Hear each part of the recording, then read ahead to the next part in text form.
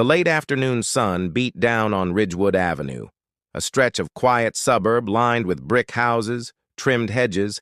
Officer Tom Grady cruised slowly in his patrol car, 22 years on the force, and he carried himself like a man who believed the badge gave him not just authority, but superiority. He told himself he wasn't racist, but deep down he noticed things: skin color, clothes, posture, who belonged and who didn't. That belief was about to destroy him. Up ahead on the corner, a woman stood beside a black SUV. She was in her 40s, athletic build, pressed slacks, crisp blouse, professional, confident. She leaned into the back seat, helping a young girl with her backpack. Probably her daughter. To anyone else, it looked like the most ordinary scene in the world. He slowed, watched too long. The woman noticed. She straightened, narrowed her eyes. Not disrespectful, just tired. Tired of being watched like she didn't belong. That single look ignited something ugly in him. He hit the lights. The SUV's taillights flickered. The woman looked stunned, then annoyed. She stepped forward as Grady pulled to the curb. "Is there a problem, officer?" she asked evenly. Grady climbed out, adjusting his belt, making sure his baton was visible at his side. "License and registration," he snapped. The woman's brows lifted. "For what?" "You parked in a no-standing zone." She glanced back at the curb. The paint wasn't red. No sign, no hydrant. She knew it. He knew it. "I'm not breaking any law," she said, her tone clipped. That did it. Grady stepped closer, his chest puffed. "Don't argue with me." "I'm not arguing," she replied. Calm. Too calm. "I'm stating a fact." Her daughter, still strapped into the SUV, looked between them, wide-eyed.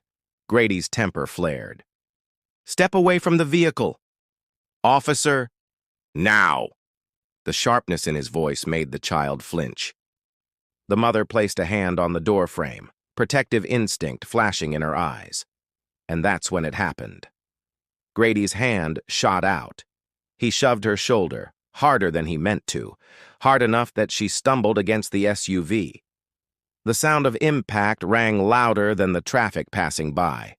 Gasps broke out from two pedestrians across the street. One of them raised a phone, recording instantly. The woman caught herself, straightened slowly, and fixed her gaze on him. Her voice was steady, but her eyes were steel.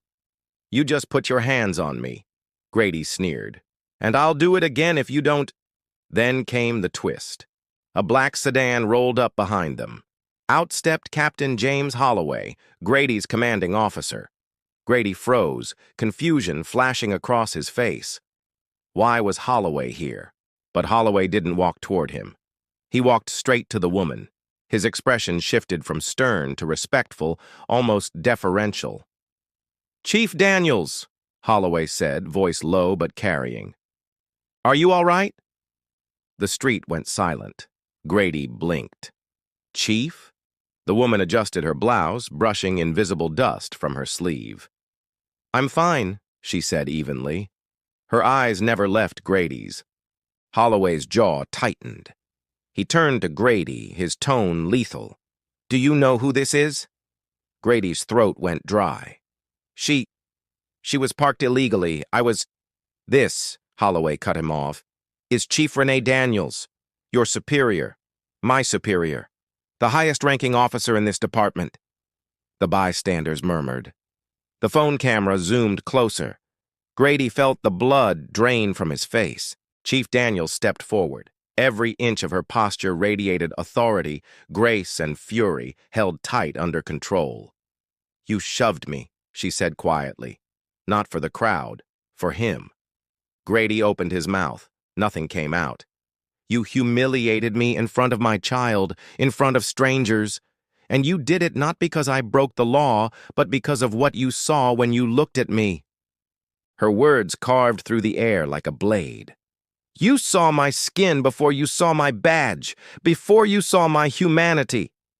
Grady shifted on his feet, shame prickling his skin. Holloway's voice cracked like a whip. Sergeant Grady, hand over your weapon, your badge, now! The order hit him like a gunshot. His hand hovered over his holster. For the first time in decades, he felt powerless. Slowly, he unclipped his badge and placed it in Holloway's palm. Then the gun. His hands trembled. The crowd watched, phones raised, eyes wide. Chief Daniels didn't smirk. She didn't gloat. She simply looked at him with quiet disappointment, the kind that cut deeper than anger. "How many times have you done this to someone who did not have the power to fight back?" she asked softly.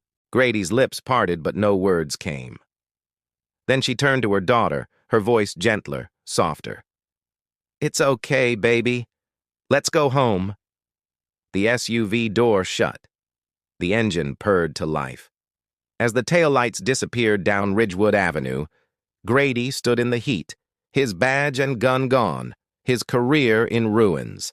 But worse than that was the weight pressing down on his chest. The knowledge that the world had seen him for what he truly was. Not a protector,